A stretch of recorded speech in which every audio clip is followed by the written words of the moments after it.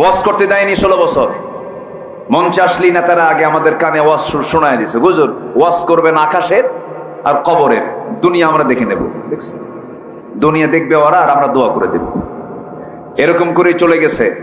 বহু কিছু দেখেছি, এখন আমরা কোরআন দেখব। কি দেখব বলেন? কি দেখব? যে দল কোরআন চায় না সেই দলের মুখে আমরা থুতু মারি, ঠিক কি না? যে দল কোরআন চায় সেই দলকে আমরা বুকে নেব, আর যে দল কোরআন চায় না লাথি মারবো, ঠিক কি না? সোজা কথা। রাগ করতেছেন নাকি? রাগ করতেছেন? কারণ আমার টার্গেট দুনিয়া না আখেরাত।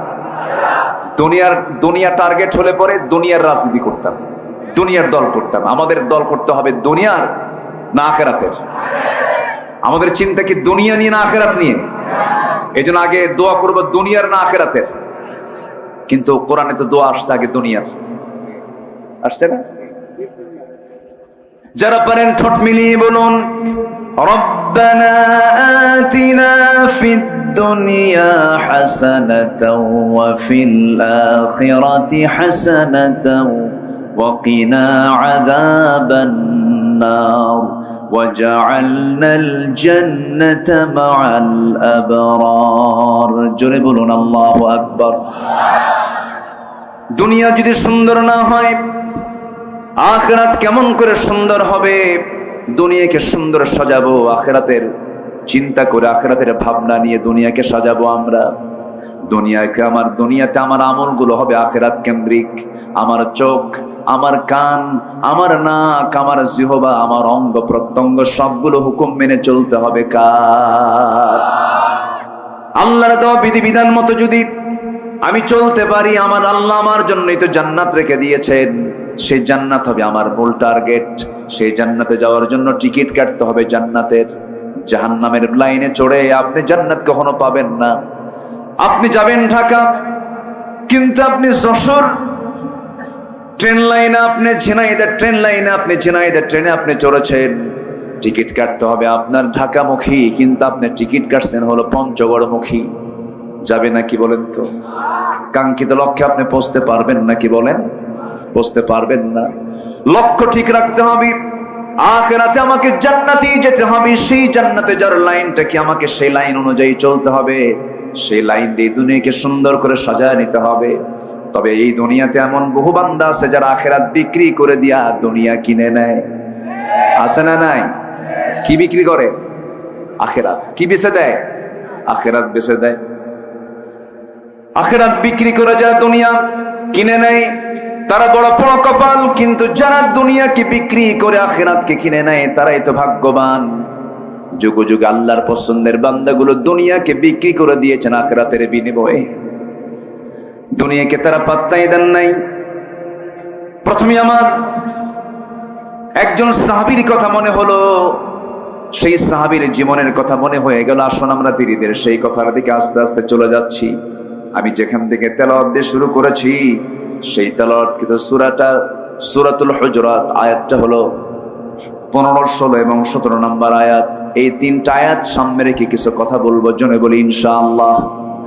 Preparation of akhirah, preparation of resurrection day. আজকে আমার আলোচনার সাবজেক্ট হলো পরকালের প্রস্তুতি। জোরে বলি ইনশাআল্লাহ। দুনিয়া বিক্রি করে না আখিরাত বিক্রি করে? বলেন বলেন বলেন। আখিরাত বিক্রি করে না দুনিয়া বিক্রি করে? দুনিয়া বেচে দেব, কিন্তু আখিরাত বেচার কোনো সুযোগ।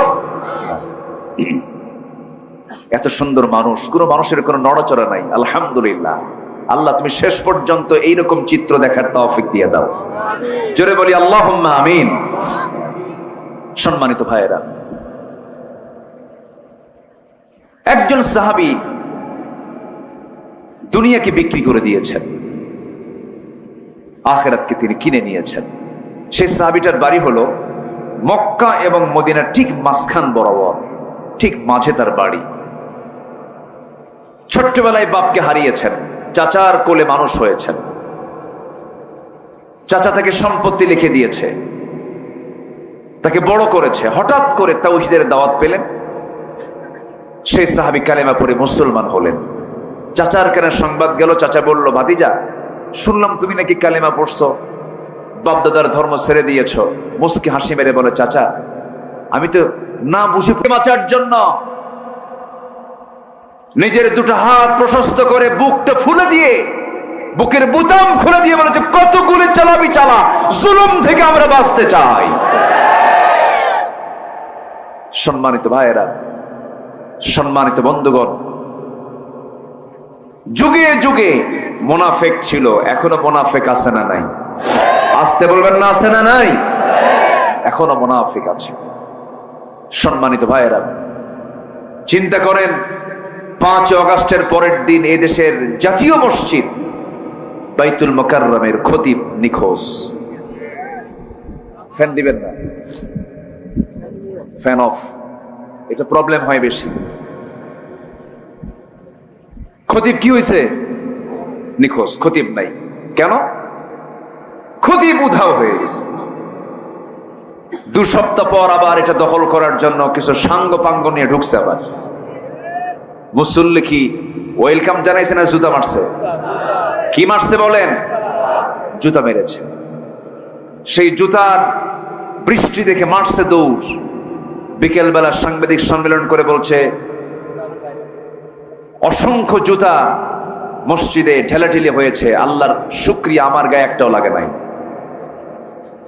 বেশরম হলে পরে যা হয়, যার লজ্জা নাই। ওই যে একটা কথা আছে না, এক চোর চুরি করতে গিয়ে গ্রামে ধরা পড়ছে। যে গ্রামের চোর, সে গ্রামবাসী বলতেছে, তোর কি একটু হায়া নাই? এই গ্রামের মান সম্মান ডুবে শেষ করে দিলি। সে বলতেছে, আরে এক বাড়িতে গিয়ে চুরি করতে গিয়ে ধরা পড়ছে, হাটের মধ্যে চুরি করে ধরা পড়ি, তাই আমার কিছু হয় না। আছে কি না? আসতে বলবেন না, আছে না নাই?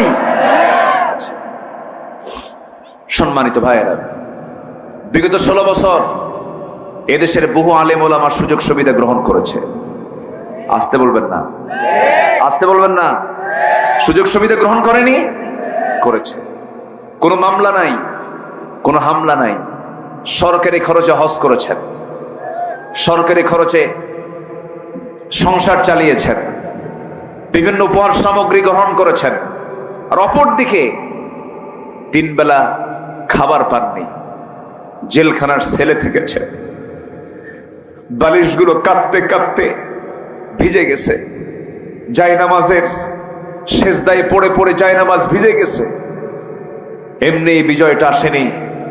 আল্লামা সাঈদীর যেদিন ইন্তেকাল হয়, বিকালবেলা যখন আমি শুনতে পেলাম উনি ইন্তেকাল করেছেন, শাহাদাত বরণ করেছেন, উনি যখন ওনাকে যখন ঢুকানো হলো হসপিটালে, সেই সময় তার মুখে ছিল শেষ কান্না না শেষ হাসি? বলেন, শেষ কান্না না শেষ হাসি? এই হাসি হলো 5 আগস্টের পরের এই বিজয়ের হাসি, ঠিক কিনা? বুঝতে হবে, উনি 25 বছর আগে বলেছিলেন, বাংলাদেশে এমন একটি সময় আসবে, নাস্তিকরা পালানোর জন্য একটি ইঁদুরের গর্ত খুঁজে পাবে না। পায় নাই, পেয়েছে কলার পাতা, ঠিক কিনা? একজন শীর্ষস্থানীয় ধনী, চিন্তা করেন, হাজার হাজার কোটি টাকার মালিক, পালানোর জন্য শেষ পর্যন্ত দাড়িটাও কাটলো, মাথার চুলটা কালো বানালো, নৌকায় চললো, কোস্টগার্ড ধরে ফেললো তার বন্ধু আইনমন্ত্রীকে।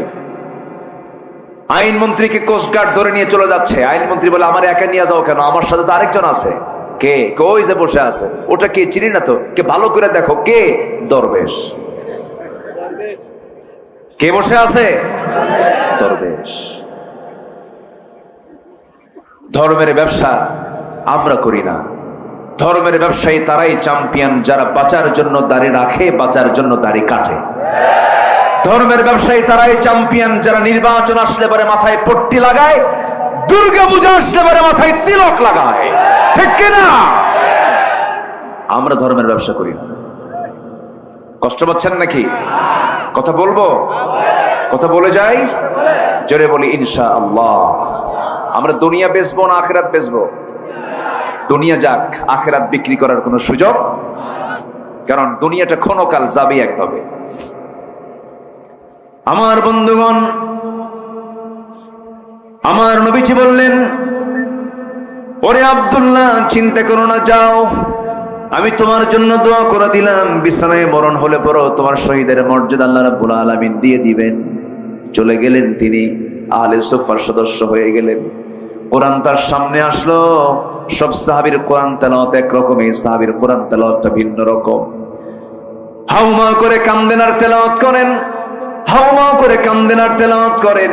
নবীর কাছে রিপোর্ট জমা হলো, হুজুর নতুন একজন আপনার সাহাবী এসেছে, খুব চিৎকার করে করে কোরআন পড়ে। রাসূল বলছেন, কে? আব্দুল্লাহ।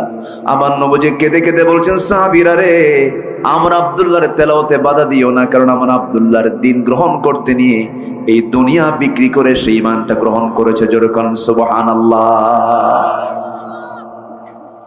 এটাই হলো আখিরাতের প্রস্তুতি। আমার নবীজি মদিনার মসজিদ থেকে একটা যুদ্ধের ডাক চলে এলো, রাসূল চলে গেলেন যুদ্ধের ময়দানে। সেই যুদ্ধের ময়দানে আব্দুল্লাহ সেই যুদ্ধে শামিল হয়েছিলেন। যুদ্ধ শেষ হলো, নবীজি মদিনার দিকে রওনা দিয়েছেন। মদিনায় পৌঁছার একটু আগ দিয়ে নবীর কানে সংবাদ আসলো, হুজুর আপনার সেই প্রিয় সাহাবী আব্দুল্লাহ দারুণ অসুস্থ হয়েছে। রাসূল বললেন, সর্বোচ্চটুকু দিয়া তোমরা তার সেবা করো, চিকিৎসা করো। পরপর 3টে দিন সাহাবে কেরাম অনেক চেষ্টা করলেন, কিন্তু শেষ পর্যন্ত হলো না। আব্দুল্লাহর ইন্তেকাল হয়ে গেল। নবীর কানে সংবাদ চলে এলো। রাসূল বলছেন, সাহাবীরা কেন আসছো, কি জন্য আসছো? বলে, হুজুর আমরা আব্দুল্লাহকে বাঁচাতে পারলাম না, আব্দুল্লাহ মারা গেছে। আমার নবীজির কান্না বন্ধ হয় না। নবীজি কাঁদতে কাঁদতে বলছেন, সাহাবীরা রে, গোসলের বন্দোবস্ত করো, কাফনের কাপড়টা পরায়া দাও। আজকে আমার প্রিয় সাহাবী আব্দুল্লাহর জানাজার দায়িত্ব আমি কাউরে দেব না, আমি রাসূল নিজে তার জানাজার ইমামতি করব। জোরে বলি সুবহানাল্লাহ। আমার নবীজি জানাজার প্রস্তুতি নিয়ে নিলেন, জানাজায় দাঁড়ায় গেলেন। জানাজা শুরু হয়ে গেল। জানাজা রাসূল পড়াচ্ছেন, নবীর চোখ দিয়ে টপ টপ করে পানি পড়ছে, তার জন্য দোয়া করছেন। জানাজা সম্পন্ন হওয়ার পর রাসূল বলছেন, সাহাবীরা রে, আমার আব্দুল্লাহর কবরটা কোথায় খনন করেছে? হুজুর ওই যে 2 পাহাড়ের চিপায় মাঝখানে। রাসূল বলছেন, দেখছি অনেক দূরে হয়েছে, তবুও সাহাবীরা তোমরা কেউ আব্দুল্লাহর লাশটা কবরে নামাবা না, আমাকে নিয়ে যাও, আমি রাসূল নিজে আব্দুল্লাহর লাশটা কবরে নামায়ে দেব। আমার নবীজি সোজা হেঁটে চলে গেলেন, কবরের সামনে দাঁড়ালেন। কবরের মাটিতে গিয়ে দাঁড়ালেন, হাত 2টা আগায় দিয়ে বলছেন, সাহাবীরা রে, আমার আবু বকর কোথায়, আমার ওমর কোথায়? হুজুর এই যাবি। রাসূল বলছেন, আবু বকর আমার ডানে নামো, ওমর আমার বামে নামো। কবরে নেমেছেন কয়জন? 3 জন নামছেন, পৃথিবীর সবচেয়ে সেরা 3 জন মানুষ। সুবহানাল্লাহ। একদিকে আবু বকর, আরেক দিকে ওমর, মাঝখানে আমার রাসূল। পৃথিবীর সেরা 3 জন মানুষ, একজন ভাগ্যবান সাহাবীর কবরে নেমেছেন। আমার নবীজি হাত সামনে আগায় দিলেন। পাশে রাসূল বলছেন, আবু বকর তুমিও হাত আগায় দাও, আমার সাহাবী আব্দুল্লাহর লাশটা নিয়ে আসো। নিয়ে আসা হলো। নবীজি পিঠ বড় বড় ধরলেন, বললেন, আবু বকর মাথাটা ধরো, ওমর পাটা ধরো। 3 জন মিলে কবরে শোয়া দিলেন। আমার নবীজি নিজ বরকতি হাতে তার মাথাটা কিবলামুখী করে দিলেন। বুকের উপরে হাত রেখে আসমানের দিকে তাকায় তাকায় রাসূল কাঁদা কাঁদা কণ্ঠে বলছেন, আল্লাহ, আকাশের মালিক ও আল্লাহ, এই যে আমার সাহাবী আব্দুল্লাহ, আমি নিজেই তাকে ভালো করে চিনি, জানি। সেই আমার আব্দুল্লাহ দুনিয়া বিক্রি করে সেই ঈমানটাকে এনেছে, দুনিয়া বিক্রি করে আখিরাতটাকে সে গ্রহণ করে নিয়েছে। আজ এই মুহূর্ত পর্যন্ত আমি বিশ্বনবী এই সাহাবীর উপরে সন্তুষ্ট আছি, তুমি আল্লাহ মেহেরবানি করে আমার আব্দুল্লাহর প্রতি সন্তুষ্ট হয়ে যাও। এই দোয়া শোনার সঙ্গে সঙ্গে একজন পাশে দাঁড়িয়ে থাকা সাহাবী সাদ বিন আবি ওয়াক্কাস রাদিয়াল্লাহু তাআলা আনহু চিৎকার মেরে উঠলেন আর বলছেন, আকাশের মালিক আল্লাহ, আমার চাইতে বড় বড় কপাল আর কে আছে? আমি আজকে জীবিত সাদ বিন আবি ওয়াক্কাস না হয়ে যদি কবরের বাসিন্দা হতাম, আমার জীবনটা বড় ধন্য হয়ে যেত। যে কবরে নেমেছেন পৃথিবীর সেরা সেরা 3 জন মানুষ। জোরে বলেন সুবহানাল্লাহ। আমার ভাইরা, এই জন্য দুনিয়াটা বিক্রি করে দেব আখিরাতের কাছে। জোরে বলি ইনশাআল্লাহ, আরো জোরে বলি ইনশাআল্লাহ। সেই প্রস্তুতি নেওয়ার জন্য আমরা কোরআন থেকে শিক্ষা নেব। মোটামুটি 15টা শিক্ষা নিয়ে আজকে যাব আখিরাতের প্রস্তুতির জন্য। 15টা শিক্ষা। কয়টা শিক্ষা বলেন? 15টা শিক্ষা। নাম্বার 1, আমি কি একটাও বলেছি? কোন সূরা থেকে তেলাওয়াত করেছি বলেন তো? সূরা হুজুরাত। নাম্বার 1 হলো আল্লাহ রাব্বুল আলামিন সূরা হুজরাতের 15 নম্বর আয়াতে বলছেন, إنما المؤمنون الذين آمنوا بالله ورسوله ثم لم يرتابوا وجاهدوا بأموالهم وأنفسهم في سبيل الله أولئك هم الصادقون জোরে বলুন আল্লাহু আকবার। নাম্বার 1 হলো আখিরাতের জন্য যে প্রস্তুতি নেওয়া দরকার। নাম্বার 1 হলো আল্লাহ এবং নবীর প্রতি দ্বিধাহীন ঈমান আনতে হবে, জান মাল দিয়ে জিহাদ করতে হবে। এটা হচ্ছে 1 নাম্বার কন্ডিশন। ঈমান আনবো আমরা আল্লাহর প্রতি সন্দেহ করে না দ্বিধাহীন ভাবে। বলেন সন্দেহ না সন্দেহ মুক্ত, সংশয় না সংশয় মুক্ত, সন্দেহ না সন্দেহ মুক্ত। এটা কে বলছেন? কে বলছেন? আল্লাহ বলছেন। 2-1 করে উঠতেছে, আমি মানে শেষ করে দিলে ভালো হয়। হ্যাঁ ওঠে কেন? ও অনেক সময় বসেছিল, আমি কষ্ট দেব না, আর একটু সময় বসেন। জি একটু বসেন, একটু বসেন। আল্লাহ তুমি সবার প্রতি রহমত নাজিল করো, জোরে বলি আমিন, আরো জোরে আমিন। সম্মানিত ভাইয়েরা, এত বড় মাহফিল যারা আসছেন, মাহফিল কমিটিকে আপনাকে আসা যাওয়ার ভাড়া দিয়েছে? না। আপনাকে যাওয়ার সময় কি কেউ কিছু খাওয়ায় দেবে? তাও না। নিজের অর্থ খরচ করে, সময় ব্যয় করে এই যে আসছেন, এটাই ওই জালিমদের সহ্য হয় না। ওরা কোটি কোটি টাকা খরচ করে, জন প্রতি হাজার হাজার টাকা খরচ করে, জনসভায় লোক নাই, ভাড়া করেও লোক পায় না, কিন্তু কোরআনের মাহফিলে সবাই নিজের অর্থ খরচ করে আসে। এটাই হচ্ছে ওদের জ্বালার কারণ। সম্মানিত ভাইয়েরা, আমার মন বলে এই দেশের মাটি ইসলামের জন্য উর্বর হয়ে যাবে ইনশাআল্লাহ। আমার মন বলছে এটা। এই জমিনটা উর্বর হয়েছে, শহীদের রক্ত এই জমিনে আছে না নাই? আসতে বলবেন না, আছে না নাই? আমার বিশ্বাস খুব বেশি দিন দূরে নয়, এই বাংলার জমিনে টুডে এন্ড টুমরো পূর্ব দিগন্তে ইসলামের রক্তিম সূর্য উদয় হবে। জোরে বলি ইনশাআল্লাহ। সেই রক্তিম সূর্য উদয় হওয়ার জন্য, সেই দিনকে বিজয়ী করার জন্য যদি প্রয়োজনে মাঠে নামতে হয়, রাজি আছেন? জান দিতে হয়, রাজি আছেন? মাল দিতে হয়, রাজি আছেন? সম্পত্তি ছাড়তে হয়, রাজি আছেন? যারা যারা রাজি আছেন আল্লাহকে সাক্ষী রেখে দেখায় দেন কারা কারা রাজি আছেন।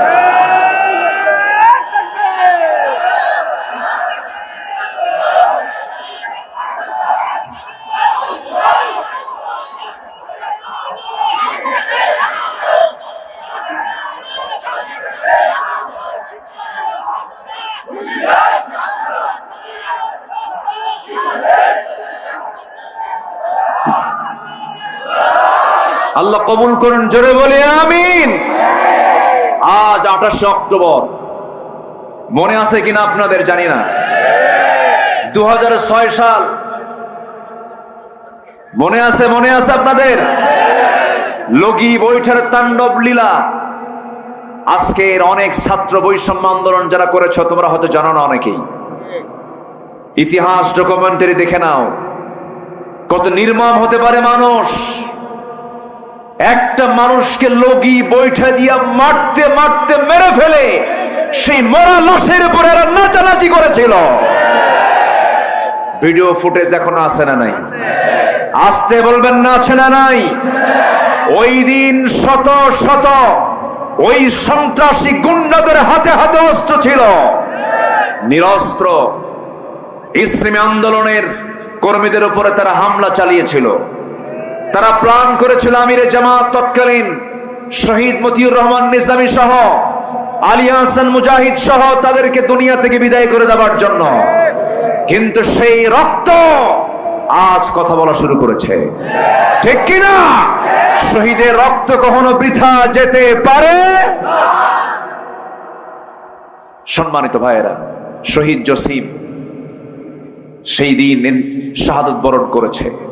তাদের মার কান্না আল্লাহকে শোনেন না? আসতে বলে শোনেন না? শুনেছেন কিনা? শুনেছেন কিনা? শুনেছেন। সম্মানিত ভাইয়েরা, ফেরাউনরা টিকতে পারেনি। ফেরাউন ছিল হলো 1600 বছর, আর এরা ছিল হলো 16 বছর। সংখ্যা যে কেমনে মিলল বুঝলাম, মিলছে না? একটু মিলে গেছে। ওটা ছিল হলো বিগ ফেরাউন, এটা হলো মিনি ফেরাউন। কি ফেরাউন বলেন? ফেরাউন, তবে একটু ছোটখাটো, এটা কিছু না। ওই ফেরাউন কিন্তু কম ছিল না, বিশাল ব্যাপার ছিল। সেই ফেরাউনকে খতম করে দিয়েছেন তিনি কে? মুসাকে রাস্তা পার করে দিয়েছেন তিনি কে? মুসা দরিয়া পার হয়েছেন, আর ফেরাউন কি দরিয়ায় ধরা পড়েছে। একই দরিয়া পার হয়েছেন ইমানদাররা, সাহায্য করেছেন কে? আর সেই দরিয়া পার হতে নিয়ে কে ধরা খাইলো? কে ধরা খাইছে? ফেরাউন ধরা খেয়েছে। কারণ তার পথটা ছিল রাইট না রং? রং ছিল। আমার বন্ধুগণ, আখিরাতের প্রস্তুতি পর্ব চলছে। আমরা কেমন করে প্রস্তুতি নিয়ে নেব? নাম্বার 1 হলো দ্বিধাহীন চিত্তে আমরা আল্লাহকে মানবো, রাসূলকে মানবো। নাম্বার 2 হলো তাকওয়াটা অর্জন করব আমরা। অনেক লম্বা লম্বা ব্যাখ্যামূলক কথা ছিল, অনেক রাত হয়েছে, আস্তে আস্তে করে পয়েন্টগুলো শেষ করে শেষের দিকে আস্তে আস্তে যাব। মায়ের আছে তো নাকি? মায়ের আছে? বলি আলহামদুলিল্লাহ। মায়েরা মাহফিলে পর্দা মানে, মাহফিলে যখন আসে বোরকা পরেন, মাহফিলে যখন আসেন সুন্দর করে কাপড় চোপড় ঢেকে ঢুকে চলে আসেন। কিন্তু বিয়ার দিন গায়ে বোরকা থাকে নাকি? ঈদের দিন বোরকা থাকে নাকি? বিয়ার দিন থাকে না, ঈদের দিন থাকে না, আর কিসের দিন থাকে না? হ্যাঁ, যখন মার্কেটে চলে যায়, মার্কেটে যাওয়ার সময় বোরকা পরা লাগে না। আমার মায়েরা, আজকের মাহফিলে যারা আসছেন, পরকালকে চিন্তা করুন। জাহান্নাম থেকে যদি বাঁচতে চান, আপনার সুন্দর যে চামড়াটা আছে, সুন্দর যে চেহারাটা আছে, এই সতরটা আপনাকে ঢাকতে হবে। দুনিয়া ঢাকবেন, আল্লাহ রাব্বুল আলামিন জাহান্নাম থেকে আপনার জন্য জান্নাতটা খুলে দিবেন। আমার মায়ের একটু মনোযোগ দিয়ে কতগুলো শুনবেন। নাম্বার 1 হলো আল্লাহ রাসূলকে দ্বিধাহীন চিত্তে বিশ্বাস করতে হবে। আল্লাহর জমিনের দিন কায়েমের জন্য জানমাল দিয়ে জিহাদ করতে হবে। নাম্বার 2 হলো তাকওয়াটা অর্জন করতে হবে। তাকওয়া মানে হলো বেঁচে থাকা, হারাম থেকে বাঁচতে হবে, গুনাহ থেকে বাঁচতে হবে। তাআওয়ানু আলাল বিররি ওয়াত তাকওয়া ওয়ালা তাআওয়ানু আলাল ইসমি ওয়াল উদওয়ান। নাম্বার 3 হলো ন্যায় প্রতিষ্ঠা, সদাচার করতে হবে। নাম্বার 4 হলো দ্বীনের সঠিক ইলম অর্জন করতে হবে। এটা সবচেয়ে বড় জরুরি বিষয়। এক, শয়তান কখনো শিক্ষিত মানুষকে সহজে ঠকাতে পারে না, শয়তান ধরে মূর্খকে। কিন্তু শয়তান কখনো কোরআনের জ্ঞানে জ্ঞানবান বান্দাকে কখনো ফিতনায় ফেলতে পারে না। হেরে যায়, জ্ঞানের কাছে সবাই হেরে যায়। জ্ঞান হলো পাওয়ার। জ্ঞান কি? শক্তি। এই শক্তির কাছে পৃথিবীর কোনো শক্তি টিকতে পারে না। সেই জ্ঞান হলো ওহীর জ্ঞান, সেই জ্ঞান হলো কোরআনের জ্ঞান। সেই জ্ঞান নিজে অর্জন করতে হবে, সন্তানকেও শেখাতে হবে। সন্তানকে চোখ বন্ধ করে মাদ্রাসায় দিবেন। কোথায় দিবেন বলেন? স্কুলে দিয়ে বহু গার্জিয়ান ভুল করে ফেলছে। বেশ কিছু মুরব্বী ঢাকার জুমার মসজিদে মাঝে মাঝে খুতবা দেই। ডাক্তারের বাবা, ইঞ্জিনিয়ারের বাবা, সচিবের বাবা, এই সমস্ত বড় বড় অফিসারদের বাপরে সে ডুকরে ডুকরে কান্দের, বলে হুজুর জীবনে বড় ভুল করেছি, সন্তানগুলোকে আলেম বানাই নাই, সন্তানগুলোকে কোরআন শেখাই নাই। এই বুড়া বয়সে সন্তানরা আমাকে দেখার সময় পায় না, আমার খেদমতের সময় পায় না। আমার বন্ধুগণ, যে সন্তান তার বাবাকে বুড়াকালে বৃদ্ধাশ্রমে রেখে আসে, সেবা করার সময় পায় না, ওই সন্তানটা সৎ সন্তান না অসৎ সন্তান? যোগ্য না অযোগ্য সন্তান? অযোগ্য সন্তান। আল্লাহর কসম করে বলবো আমি, পৃথিবীর কোন বৃদ্ধাশ্রমে পাবেন না যে কোন বৃদ্ধাশ্রমে কোন আলেমের বাবা আছে, কোন হাফেজের বাবা আছে, কোথাও পাবেন না। আপনি আল্লাহর কসম করে বলি আমি। কিন্তু ওই সমস্ত বৃদ্ধাশ্রমে কোন বাবাগুলোকে রেখে আসে, কোন সন্তানরা কোন বাবাকে রেখে আসে, যে সন্তানগুলোর সিনার মধ্যে কোরআনটা ওঠে নাই। ঠিক কিনা? অতএব সন্তানকে দেখাতে হবে কার ভয়? সন্তানদের দেখাতে হবে আখিরাতের ভয়, আখিরাতের চিন্তা সন্তানকে ভালো করতে পারে। সন্তানকে সেই শিক্ষায় দিবেন। জোরে বলি ইনশাআল্লাহ, জোরে বলি ইনশাআল্লাহ। শিক্ষা নিয়ে কাজ শুরু করেছি আমি ব্যক্তিগতভাবেও, দোয়া করবেন। আমি বহুদিনের লালিত একটা স্বপ্ন ছিল, শিক্ষা প্রতিষ্ঠান গড়বো। কিন্তু গড়বো কেমনে? আমরা গড়তে চাই, ওরা ভাঙতে চায়। ঠিক কিনা বলেন? আমরা গড়তে চাই, ওরা ভাঙতে চাই। বহু স্কুল তার, বহু মাদ্রাসা তারা বন্ধ করে দিয়েছিল। মাদ্রাসাকে তারা জঙ্গি প্রজনন কেন্দ্র হিসেবে ঘোষণা করেছিল, তারা ট্রান্সজেন্ডারকে চালু করতে চেয়েছিল। এই বছরের শুরুতে শিক্ষকদেরকে ট্রেনিং এর নামে ব্যাঙের ডাক, হাঁসের ডাক শেখানো হয়েছিল, ঠিক কিনা? আমরা সময় পেয়েছি, এখন আমরা জাতিকে গড়ব। শিক্ষায় যদি আপনার সন্তানকে যদি গড়ে তুলতে পারেন, শিক্ষার বিপ্লব দিয়েই এটি জাতীয় বিপ্লব অর্জন করা সম্ভব হবে, ঠিক কিনা? আল্লাহ কবুল করুন, জোরে বলি আমিন, আরো জোরে আমিন। আমরা বিভিন্ন কারিকুলাম সিলেবাস আমরা শিক্ষা মন্ত্রণালয়ে আমরা দিচ্ছি, আমরা পরামর্শ দিচ্ছি। আল্লাহ কবুল করুন, জোরে বলি আল্লাহুম্মা আমিন, আরো জোরে আল্লাহুম্মা আমিন। নাম্বার 5 হলো নেক আমল করতে হবে, কম না বেশি। নেক আমল ছাড়া আমার হাতে ক্ষমতাও দিবেন না কে? আজকে কে দিবেন না? কে দিবেন না? নেক আমল হলে ক্ষমতা আমার হাতে দিয়ে দিবেন কে? আল্লাহ দিবেন। ওয়াদাল্লাহু আল্লাযীনা আমানু মিনকুম ওয়া আমিলুস সালিহাত লা ইস্তাখলিফান্নাহুম ফিল আরদ। আল্লাহু আকবার বলেন। এইজন্য নেক আমলটা করব আমরা, জোরে বলি ইনশাআল্লাহ। নাম্বার 6 হলো ধৈর্য ধরবো। কি ধরবো বলেন? ধৈর্য। মাহফিলে আসা আগে না ধৈর্য আগে? চাচা বসেন বসেন বসেন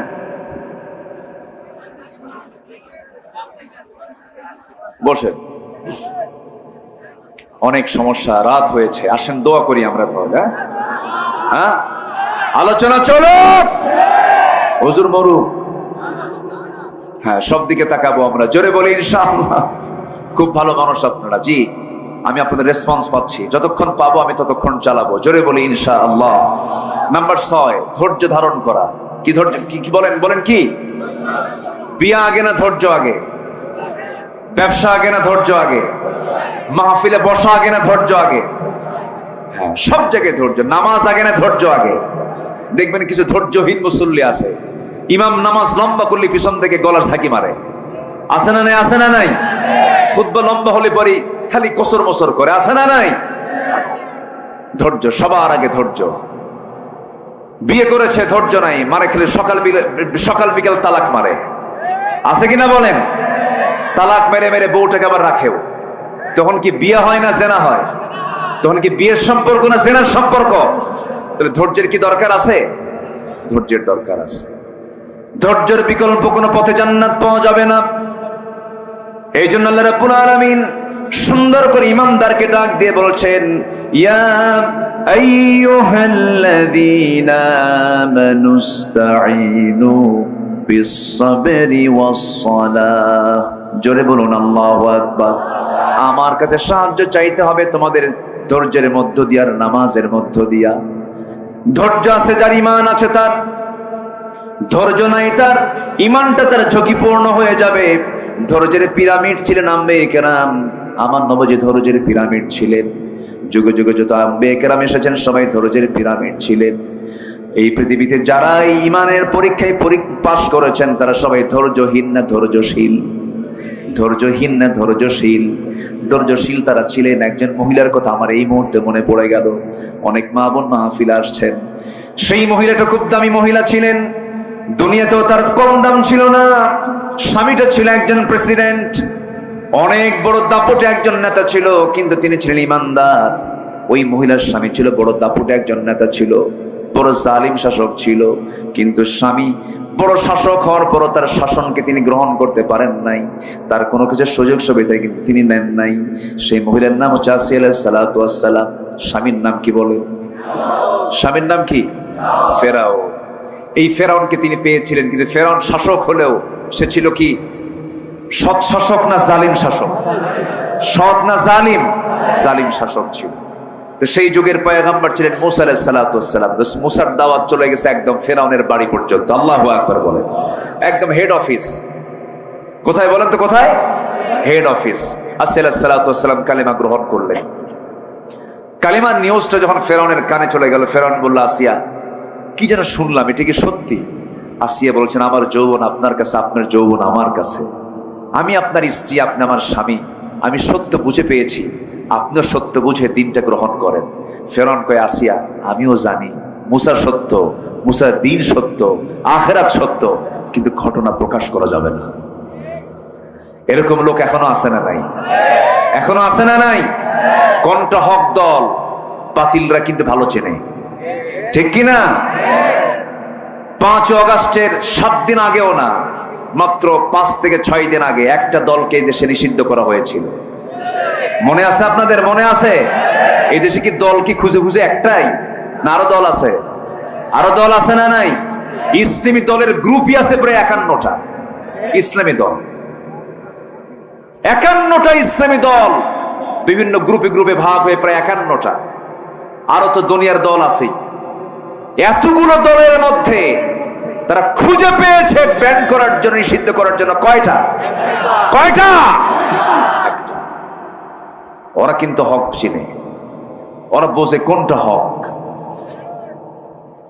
আল্লাহর কি ফয়সালা। তারা নিষিদ্ধ করেছিল, তার 7 দিনও পার হয় নাই। ইসলামকে যারা যুগে যুগে নিষিদ্ধ করতে গিয়েছে তাই নিষিদ্ধ হয়ে গেছে। ইসলাম ছিল, আছে, থাকবে। তাহলে এখন বুঝে নেন, হক দল একমাত্র হক দল, উত্তম দল সেটাই যেই দলের দিকে বাতিল শক্তির বদনজর পড়ে বেশি। কথা ক্লিয়ার? কথা ক্লিয়ার? বোঝা যায় তো আমার কথা নাকি? জোরে বলি আলহামদুলিল্লাহ, জোরে বলি আলহামদুলিল্লাহ। সম্মানিত ভাইয়েরা, আসসালাম বলেন, আমার স্বামী আপনি জানেন, বুঝেন, সবকিছু মানেন, তো আপনি বলতে কি সমস্যা? কি দেখো আমার চেয়ারটা তো আছে, আমি যদি এটাকে মেনে নেই তাহলে তো আমার চেয়ার থাকবে না, আমার নেতৃত্ব থাকবে না, আমার কর্তৃত্ব থাকবে না। অতএব আসিয়া, তুমি আমার পরিবারের মানুষ, আমার সন্তানের মা, তুমি আমার স্ত্রী, তুমি আমার কথা ফলো করো। মুসার দিন তুমি গ্রহণ করতে যেও না, রসুলকে মানতে যেও না, নবীকে মানতে যেও না, আমি বড় বিপদে পড়ে যাব। খুব চেষ্টা করতেছে ফেরাউন, কারণ বইয়ের দিকে সবার টান আছে না নাই? আসতে বলবেন না, আছে না নাই? বউকে ভয় লাগে না একটু? আস্তে আস্তে কয়, বউকে ভয় লাগে না? এই ভয় লাগে না? হ্যাঁ, বউরে ভয় না করলে সংসার হবে? ও তো বিশাল বড় দারোগা বউ। কোন স্বামী যদি বউকে পাশে নিয়ে যদি কোনো বাইরে যায়, বেড়াতে গেছে, হয়তো মার্কেটে গেছে, যদি কোনো পুরুষ তার বউয়ের সামনে যদি অন্য কোনো পর নারীর দিকে তাকায়, হয়তো 29 সেকেন্ড তাকায় ছিল, আর এই দৃশ্য যদি স্ত্রীর চোখে ধরা পড়ে, ওই সময় কিচ্ছু বলবে না। বাইরে তো, ভিতরে এসে যদি বলে, এই জোসনা আমার 1 গ্লাস পানি দাও, তো তোমার জোসনা ছায়া থাকো আরেক দিকে। কি কথা কি বুঝতেছেন আপনি?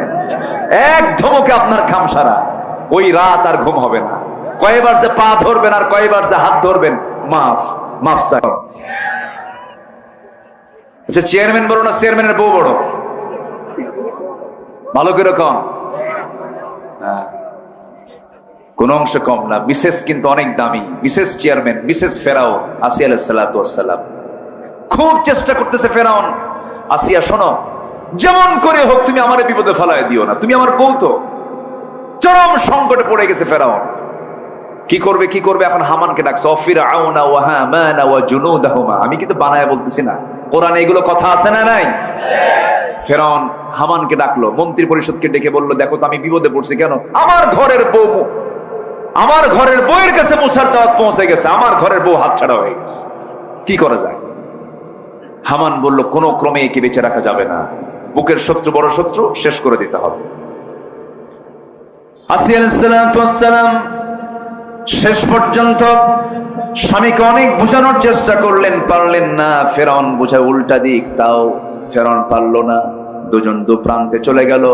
ফেরাউন শেষ পর্যন্ত বলল, আসিয়া আমি তোমাকে কিন্তু দুনিয়া থেকে বিদায় করে দেব। মুস্কি মুস্কি হাসি মেরে বলছেন, আমার স্বামী গো, আপনি আমাকে যত শাস্তি নিশ্চিত করবেন, যত ভয় দেখাবেন, আমার তত ঈমানটা পাকাপোক্ত হয়ে যাবে।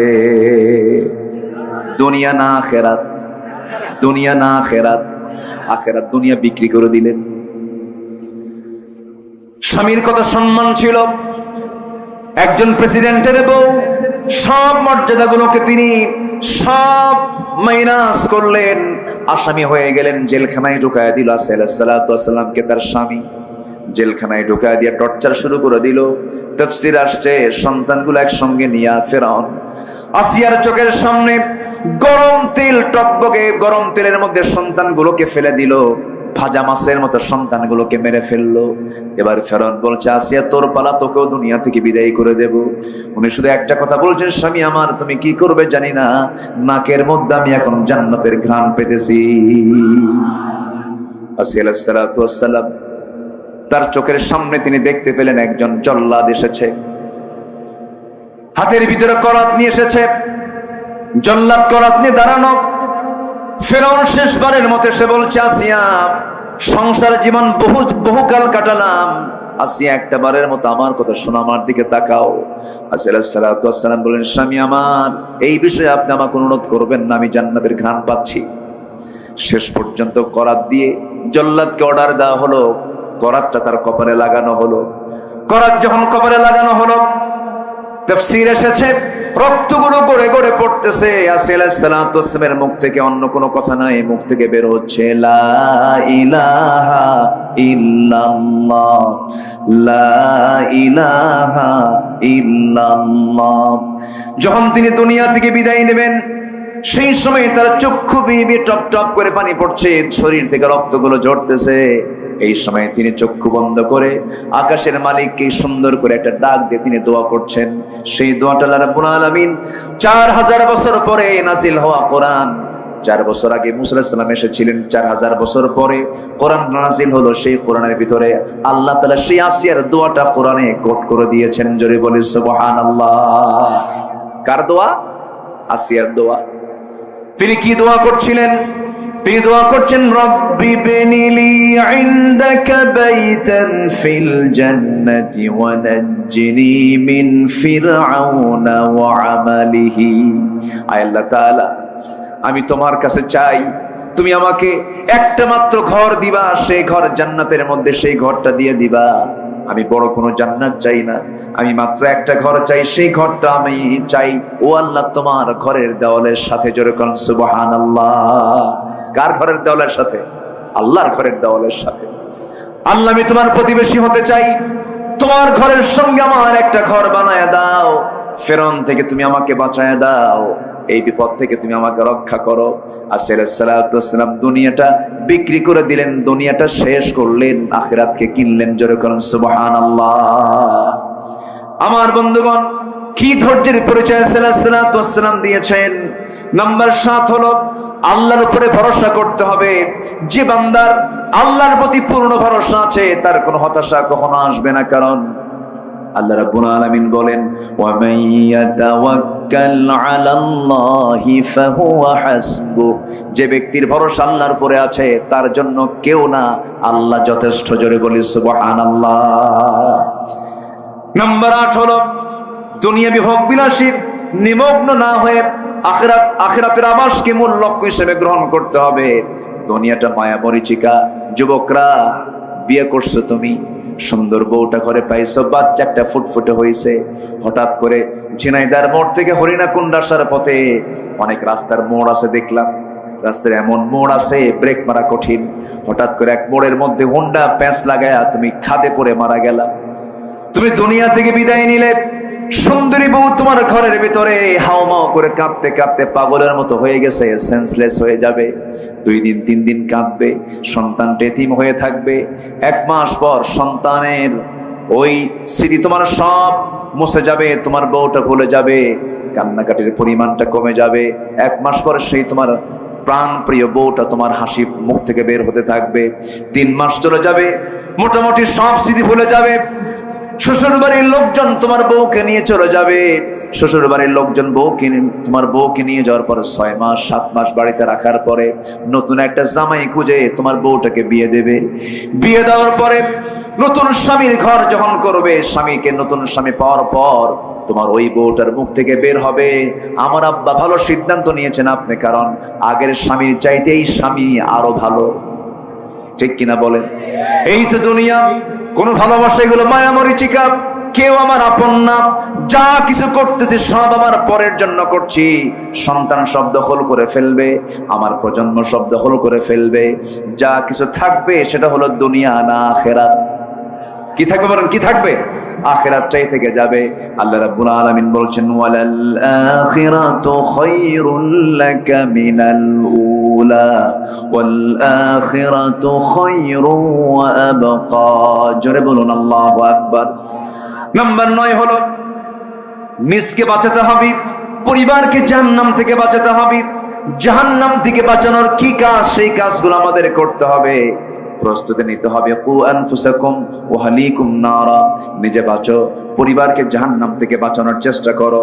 নাম্বার 10 হলো তওবা করা। কি করা বলেন? আস্তে কয় কি করা? কার কাছে? আস্তে বলবেন না, কার কাছে? আল্লাহ। তওবা করলে গুনাহ থাকে না। আল্লাহু আকবার বলেন, আর যদি আল্লাহু আকবার। তওবা করলে কি থাকে না? গুনাহ থাকে না। থানায় আমার নামটা কালো তালিকায় আছে, আমি ভালো হয়ে গেছি, কিন্তু কালো তালিকা থেকে আমার নাম কিন্তু কাটা যায় না। থানায় যদি কারো নাম একবার কালো তালিকায় ওঠে, মৃত্যু পর্যন্ত এই নামটা তার কালো তালিকায় থেকে যায় ভালো হওয়ার পরেও। কিন্তু আমার আল্লাহ বলেন, বান্দারে তোর নামের তালিকায় যদি জাহান্নামে থেকে যায়, জাহান্নামের তালিকায় নামটা থাকে, কিন্তু তুই যদি তওবার মতো তওবা করে আমার পথে ফিরে আসিস, জাহান্নামের তালিকা থেকে তোর নামটা মুছে ফেলে দিয়ে আমি আল্লাহ রহমান রহিম তোর নামটা আমি জান্নাতের তালিকায় তুলে দেই। এটা কার দয়া? আসতে বলবেন না, কার দয়া? গুনাহ বান্দার হতেই পারে, কোন বান্দার গুনাহ নাই বলেন? সব বান্দারই গুনাহ আছে। গুনাহ তো বান্দার যোগ্যতা, বান্দা গুনাহ করবে এটা তার যোগ্যতা। ফেরেশতার গুনাহ করার কোনো যোগ্যতা নাই। বান্দা গুনাহ হয়ে যাবে, কিন্তু বান্দা গুনাহ করার সঙ্গে সঙ্গে অনুতপ্ত হয়ে যাবে, আল্লাহ গুনাহটা করে ফেলছে, আল্লাহ তুমি আমারে মাফ করে দাও। গুনাহ করার সঙ্গে সঙ্গে যদি বান্দা তওবা করে বলে, আল্লাহ এই গুনার জীবনে করব না, আমারে মাফ করে দাও, আপনার চাইতে দেরি আল্লাহর দিতে দেরি নাই। জোরে কোন সুবহানাল্লাহ। আমার ভাইরা, একজন মহিলা সাহাবীর কথা মনে হয়ে গেল আমার এই মুহূর্তে। বলবো একজন মহিলা সাহাবী কিন্তু আমার নবীর কাছে দৌড় মেরে এসে বলছেন, ইয়া রাসূলুল্লাহ আমার ঘুম হয় না, বড় টেনশনে আছি। কি টেনশন বলো? হুজুর আমি জিনা করে ফেলেছি। রাসূল বলেন, না তুমি জিনা করো না। না হুজুর আমি জিনা করে ফেলেছি। না তুমি জিনা করো না। হুজুর আমি জিনা করে ফেলছি। পরপর 3টা বার বললেন, রাসূল মানা করলেন। এরপরও তিনি বলছেন, হুজুর আপনি আমাকে বাঁচাতে চান দুনিয়ার শাস্তি থেকে, কিন্তু আমি বাঁচতে চাই আখিরাতের শাস্তি থেকে। আমি জিনা করেছি। রাসূল বললেন, জিনা যে করেছো সন্তান পেটে আসছে নাকি? হুজুর সন্তান পেটে চলে আসছে, মিন্স বন্ধ হয়ে গেছে। যাও সন্তান ডেলিভারি হয়ে চলে আসো। হুজুর বাঁচবো তার গ্যারান্টি কি? গ্যারান্টি নাই, তোমার জন্য দোয়া করে দিলাম। মহিলা চলে গেলেন। সন্তান ডেলিভারি হওয়ার আগ পর্যন্ত সেজদায় পড়ে পড়ে কাঁদেন, চোখের পানি ফেলে ফেলে কাঁদেন। এক পর্যায়ে 9টা মাস পার হলো, সন্তান ডেলিভারি হলো। কিতাবের মধ্যে আসছি 2 দিন পরে নয়, 3 দিন পরে নয়, মাত্র 1টা দিন পর নবীর দরবারে এসে বলছে, হুজুর সন্তান ডেলিভারি হলো, আপনি আমার উপর আইনটা কার্যকর করে দেন।